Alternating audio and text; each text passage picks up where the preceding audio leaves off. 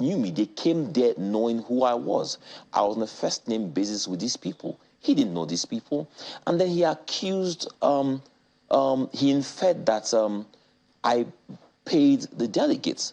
But if you see what's happening, as the leader of the party, I have to defend my party, and I've asked the party to forward a petition to the EFCC immediately, because the state chairmen who he actually paid for their votes are now forwarding details of that payment to the party to say how Kingsley paid them 1 million naira through an Echo Challenge account. They're all forwarding the details because we won't take it up. We don't want a situation where someone loses an election and then the person tries to So this is a counter-allegation now? Oh, yes. I mean, you know, he said that money played a role and in your emergence. He was actually... Well, you are now saying that he paid money. He was the one who actually paid money from an account called Echo Challenge to several states. Do you have evidence to this? Absolutely. I can show you. I can show you on my phone. So we've asked the legal advisors for our party to forward the petition to the EFCC because the state chairmen are accusing him of actually trying to buy their votes.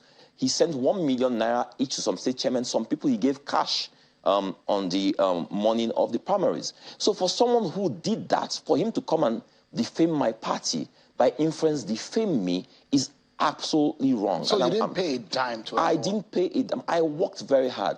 I went into the primaries that very day believing that I was going to lose because on the eve of the primaries, I had said to the delegates, I hosted them at a dinner on the eve of the primaries, and I said to them, listen, 1,600 people here, I will have you guys understand that I'm not paying anybody for any votes. If you are here, I hope you're here because you trust and believe I'm the man for the job.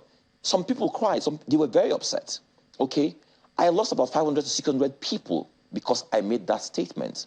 So when I went into that hall, I believed I was going to lose. When the first 2-3 states came and started voting, I asked for my laptop and said, type in my concession speech. I didn't know who was going to win, but all I was saying, thanking the party and saying, committing myself, supporting the party if I lost, because I thought I was going to lose. But later on in the process, when some of the northern states started coming on and seeing their body language and the way they were smiling at me, I realized I was still in the race. The goodness of man, if you trust it, is what prevailed. So the very same person who was paying delegates has made very, very serious allegations against myself and against my party. So hosting the delegates to a dinner, do you see it as any kind of inducement? Absolutely not. It was a dinner that I hosted all delegates irrespective of affiliation or who they were supporting. So whatever you give in politics, and I'm not talking about Nigeria alone, in politics generally, what is the extent of an inducement? Inducement is if you give someone money in exchange for their vote. We had delegates come from all over Nigeria, and these delegates are people, most of them are people at the lower rung of the ladder. Did you transport them or not? Of course we transported them, and we quartered the delegates. No, but did you, as an aspirant, transport some of the delegates? Absolutely, yes. Okay. Absolutely. Did you house them?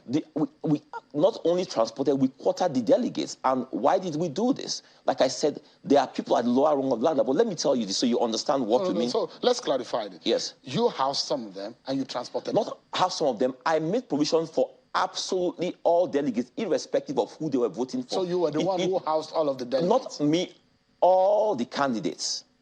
So we agreed that these people could not afford it, so it was important for us to bring these delegates to the convention. So it didn't matter who they were voting for. We wanted to make sure we had a convention. It is a legal process for us to have a certain number of delegates there. So all the aspirants contributed to this process for the delegates to come to the convention.